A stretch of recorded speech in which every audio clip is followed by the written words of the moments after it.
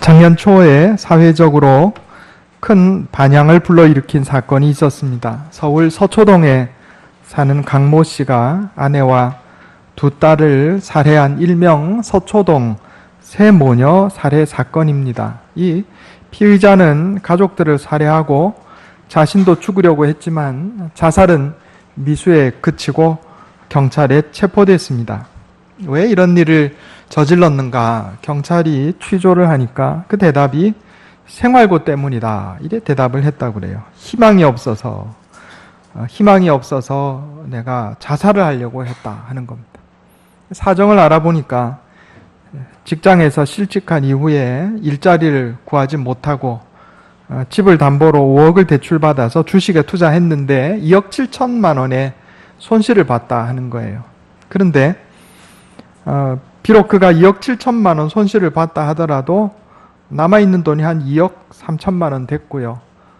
부인이 가지고 있던 현금이 한 3억 됐고 집이 11억 원짜리 아파트인데 빚 다 갚아도 10억 원 이상 남는 그런 상황이었다 하는 거예요. 그런데 그가 경찰에 말하기는 남은 돈으로 희망이 없을 것 같아서 자살하려고 했다. 도대체 이 사람이 말한 희망이 무엇인가? 강남구에서 외제차 굴리면서 10억짜리 아파트 사는 생활, 이게 희망인 거예요. 그게 안 될 것 같으니까 절망했단 말이에요. 그동안 좋은 아파트 살면서 또 외제차 굴리고 떵떵거리며 살았는데 그렇게 사는 것이 힘들게 되었다고 생각하자 극심한 스트레스를 받고 스스로 생각하기를 내가 삶에 희망이 없다 이렇게 생각했다 하는 겁니다. 고난을 당하고 극심한 스트레스를 받은 사람들은 모두 극단적인 선택을 하는 것인가? 성경에 보면 그렇지 않습니다. 성경에 기록된 인물들을 살펴보면 창세기에 요셉이라는 사람이 있어요. 이 사람은 형제들에 의해서 이집트에 노예로 팔렸습니다. 노예로 팔려가서 열심히 살았는데 모함을 받아서 감옥에도 들어갔어요. 그 요셉이 감옥 가서 자살했나요? 아니요, 그렇지 않습니다. 그 어려움을 이겨내고 승리하고 귀하게 쓰임을 받았습니다. 다윗을 볼까요? 다윗은 사울에게 쓰임을 받아서 전쟁에서 많은 공을 세웠지만은 사울이 미워해가지고 수년 동안 망명생활을 해야 했습니다. 불황자와 같이 살았어요. 다윗이 그런 상황에 절망하고 자살했나요? 아니에요. 그렇지 않습니다. 다윗은 그거 잘 이겨내고 하나님의 쓰임을 받았습니다. 이스라엘 백성들은 나라가 망해서 바벨론의 포로로 잡혀갔습니다. 바벨론에 가서 절망하고 낙심해서 다 자살했나요? 아니요, 그렇지 않습니다. 그 가운데서도 믿음으로 잘 이겨내서 결국 다시 고향 땅 이스라엘로 돌아가서 나라를 재건했다 하는 것입니다. 성경에 기록되어 있는 많은 인물들은 고난을 겪었지만 오히려 그 고난을 통해서 성숙해졌고 그 고난의 기간을 잘 이겨낸 후에 하나님께서 주신 큰 복을 누렸습니다. 우리의 신앙의 선배들은 고난에 어떻게 대처했고 그 기간 동안 어떻게 지냈기에 이처럼 영적으로 성숙하고 복을 받을 수 있었을까? 오늘 본문 말씀을 통해서 한번 살펴보려고 합니다. 오늘 시편 119편은 다윗이 기록한 시편입니다. 그 중에 특별히 고난에 대한 내용이 여기 잘 나와 있습니다. 다윗의 시편을 통해서 우리가 고난에 어떻게 대처할 것인가 한번 살펴보려고 합니다. 첫째로 다윗은 고난 중에 당황하지 않았습니다. 한번 따라해 보겠습니다. 고난 중에 당황하지 않았습니다. 여기 오늘 시편 119편 65절에 보면 여호와여 주의 말씀대로 주의 종을 선대하셨나이다 이렇게 고백하고 있습니다. 지금 다윗이 어려운 상황이에요. 힘들고 괴로운 상황인데 하나님께 뭐라고 고백하냐면 그러나 하나님 나를 선하게 대우하셨나이다. 지금 이렇게 고백하고 있는 거예요. 인생에 막 어려움이 닥쳐왔는데 하나님 나를 선대하셨나이다. 무슨 얘기예요? 하나님은 선하사 선을 행하시오니 주의 율례로 나를 가르치소서. 여기 68절 말씀이에요. 비록 어렵고 힘든 일이 닥쳐와서 내가 고난 중에 아주 힘들지만은 그러나 하나님 나를 사랑하시고 언제나 나에게 선하게 대해주시는 것을 내가 믿습니다. 당황하지 않는 거예요. 어려움 당할 때 당황하면 안 됩니다. 성경 한번 찾아보겠습니다. 베드로전서 4장 12절.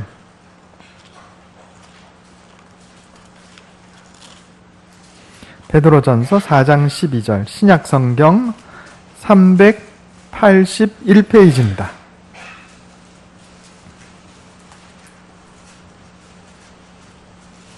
신약성경 381페이지 베드로전서 4장 12절 13절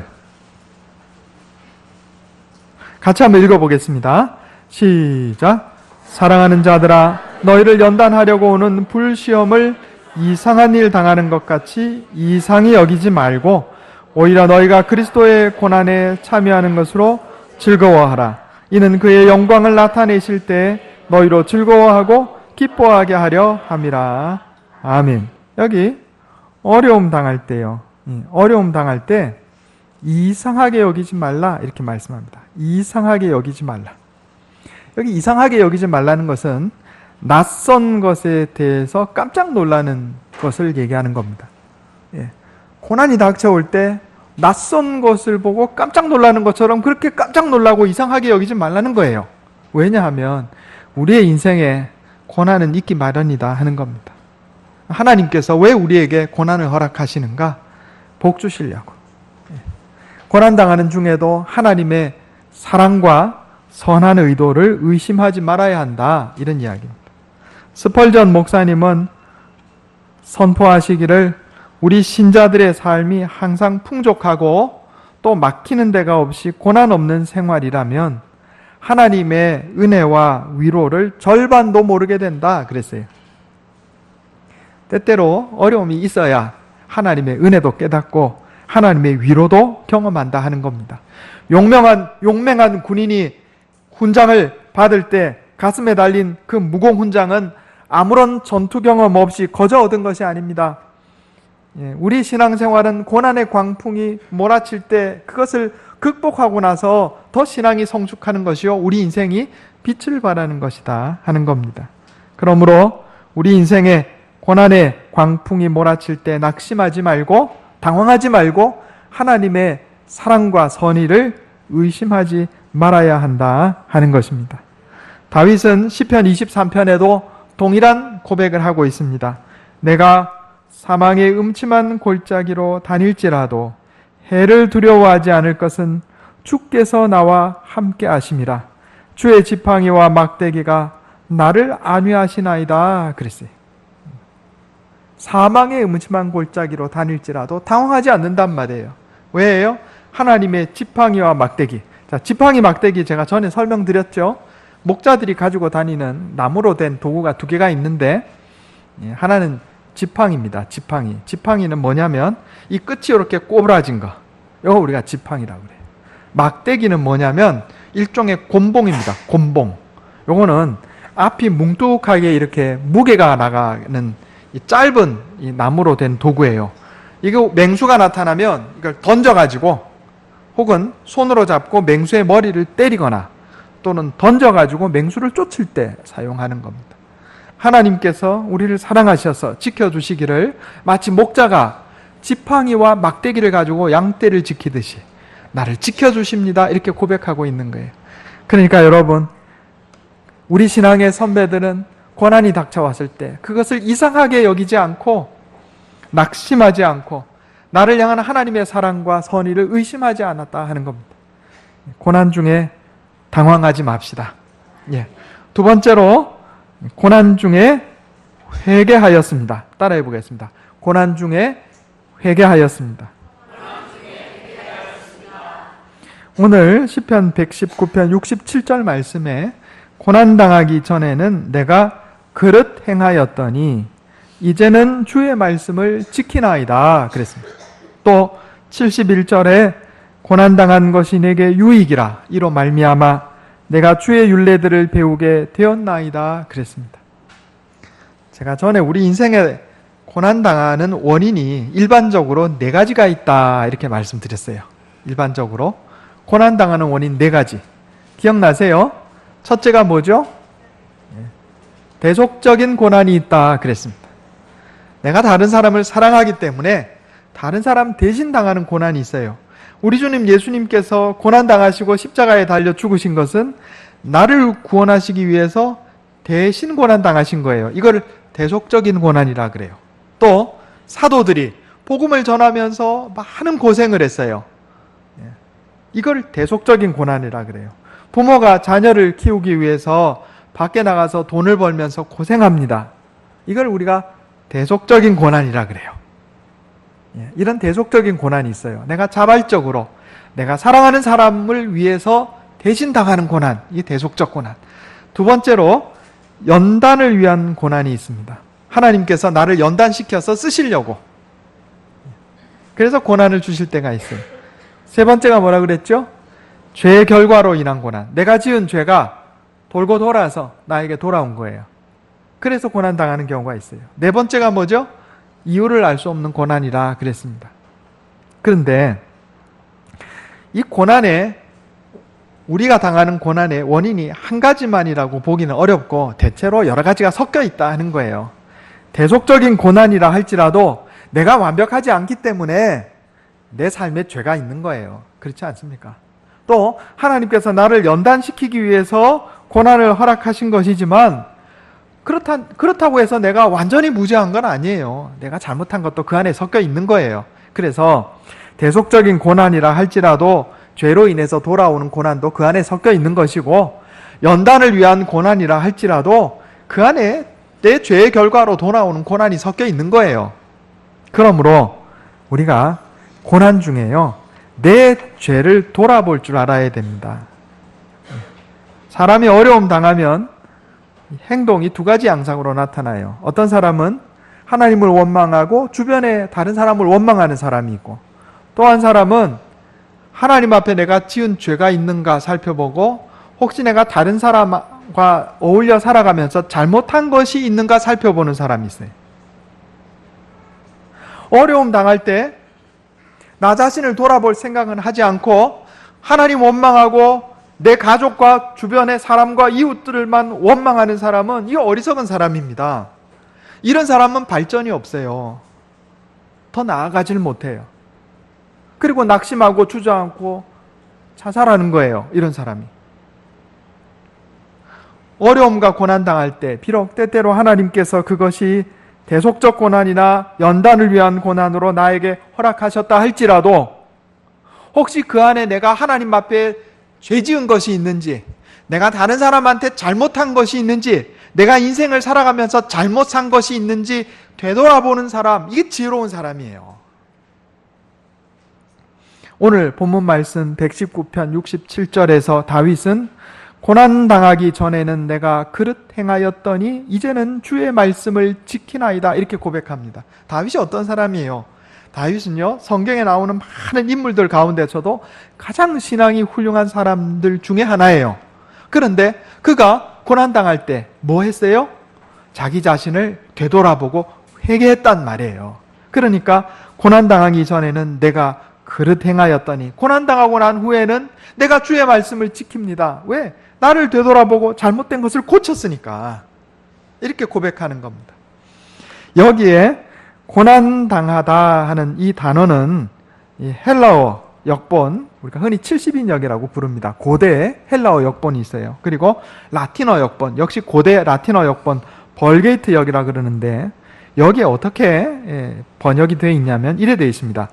비천해지기 전에는 내가 그릇 행하였더니.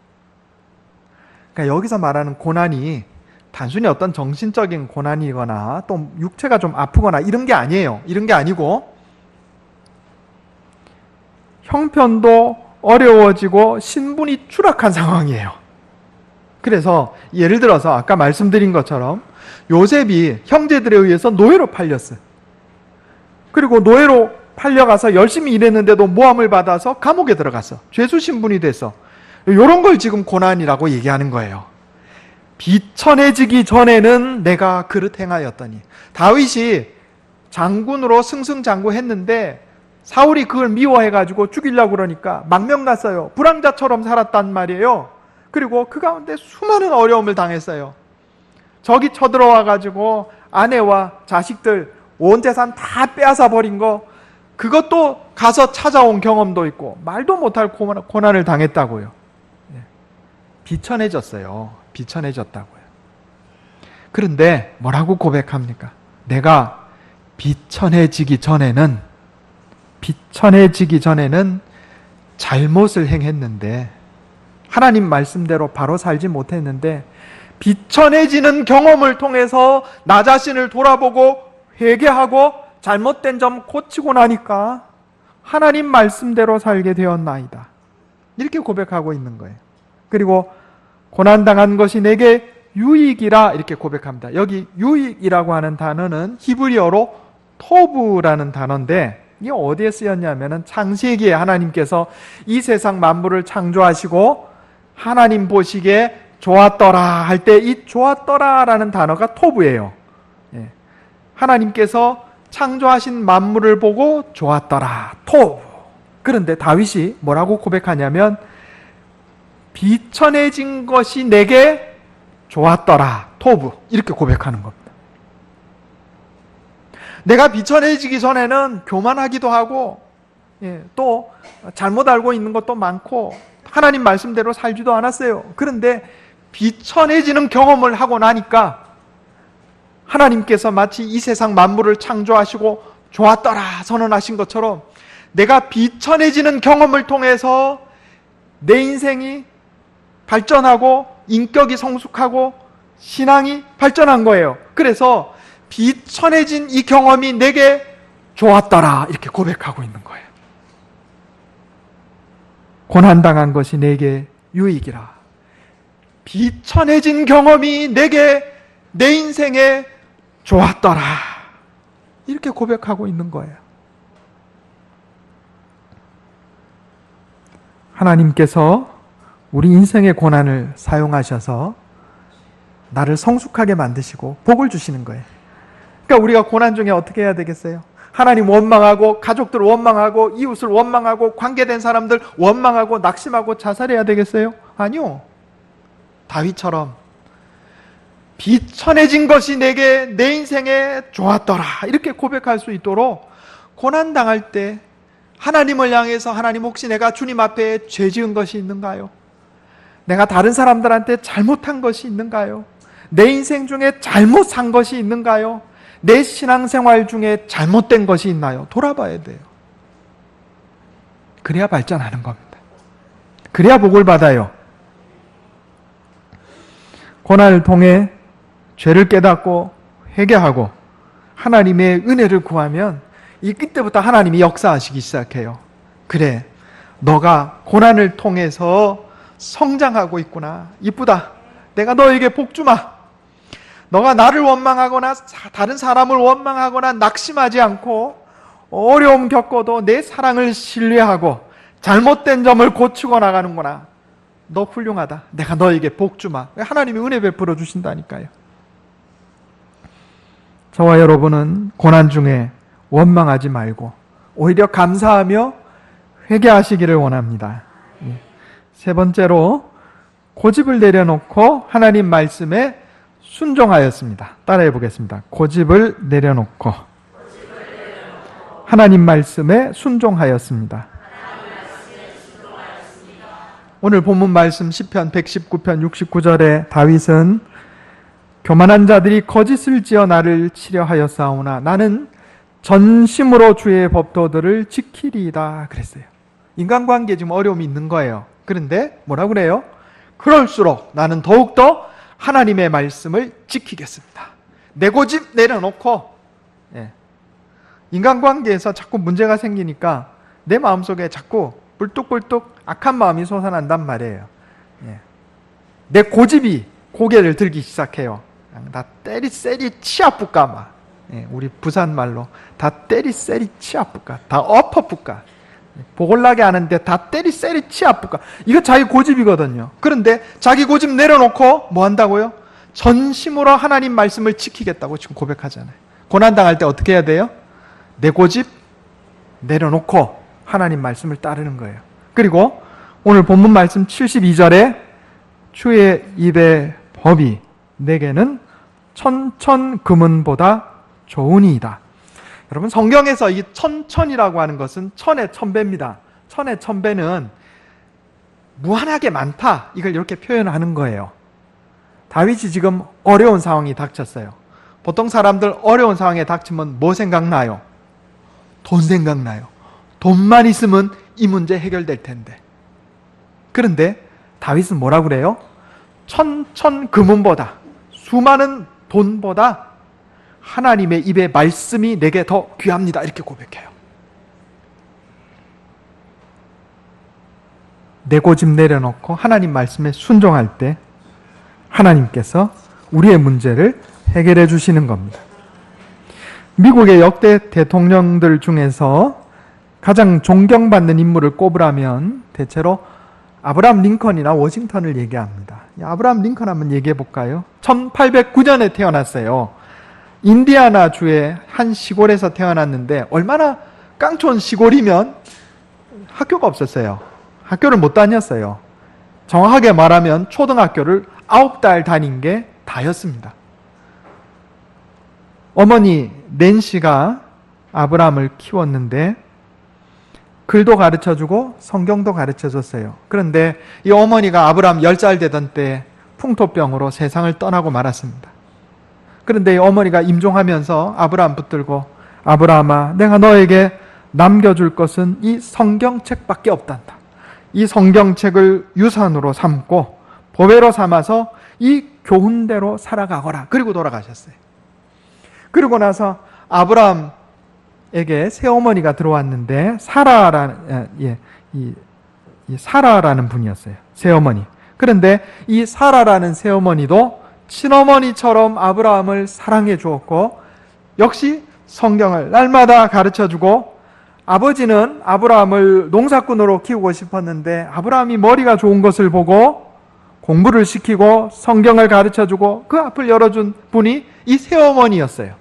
그래서 아브라함이 훗날 이런 말을 남겼습니다. 나의 오늘은 천사와 같은 두 어머니 덕분이다, 이랬어요. 천사와 같은 두 어머니에게 오늘날의 영광을 돌린다, 그랬어요. 아브라함은, 링컨은 고난과 실패를 경험했던 사람입니다. 초등학교 9달밖에 못 다녔어요. 잡화점 경영하다 파산했는데 그 빚을 갚는 데만 17년 걸렸어요. 17년요. 그리고 주의회 의원 선거에 낙선했고, 하원 의원 선거에 3번 낙선했고, 상원 의원 선거에 낙선했고, 부통령 선거에 낙선했어요. 그가 실제로 제대로 일하기 시작한 건 60이 넘어서예요. 그런데 아브라함이 믿음 안에서 날마다 하나님 말씀으로 무장하여 묵상하고 기도하고 말씀 따라 살았을 때 하나님께서 아브라함을 높여주셔서 미국의 대통령으로 삼으시고 흑인들을 해방시키고 미국이 분단될 만한 위기 상황을 극복할 수 있도록 힘을 주셨다 하는 겁니다. 아브라함이 돈으로 그 일을 했어요? 아니에요. 주의 입의 말씀이 내게는 천천금은보다 더 귀하니이다, 그랬어요. 내 고집 내려놓고 세상의 생각과 사상 내려놓고 하나님 말씀 아멘하고 순종하며 나갈 때 하나님께서 시련을 극복할 수 있는 힘을 주신다 하는 겁니다. 우리 인생의 고난을 보통 터널로 비유합니다. 어둡고 답답해요. 그런데 터널하고 동굴하고 다른 점이 있어요. 터널하고 동굴이 뭐가 달라요? 터널은 출구가 있어요. 동굴은 출구가 없어요. 막혀 있어요. 우리 인생의 고난은 동굴이 아니라 터널입니다. 출구가 있어요. 그런데 우리가 터널을 왜 만들어요? 빨리 가려고 만들어요. 빨리 가려고. 우리 만덕터널 있잖아요. 만덕터널. 만덕터널 안 지나가고 그 산 위로 올라가면 빙빙빙 돌아서 내려오잖아요. 그런데 만덕터널 생기고 차로 잠깐 어둡고 답답하지만 만덕터널 쑥 지나면 쭉 뻗은 도로에 금방 나옵니다. 그죠? 하나님께서 우리 인생에 터널과 같은 고난을 왜 허락하시겠어요? 지름길로 가게 하시고 복 주시려고. 복 주시려고. 그래서 다른 사람이 가지 못하는 길, 다른 사람이 받지 못한 복 주시려고. 그래서 고난은 축복의 다른 얼굴이다, 이런 말이 있습니다. 터널은 우리에게 지름길을 제공해 줍니다. 터널을 통과할 당시에는 답답하고 괴롭지만 통과한 후에는 기쁨과 즐거움이 있습니다. 그러므로 고난은 하나님께서 내게 베풀어 주실 놀라운 축복을 위한 준비다 하는 겁니다. 그러므로 저와 여러분, 고난 중에 당황하지 맙시다. 나를 향한 하나님의 사랑과 선의를 신뢰합시다. 고난 중에 회개합시다.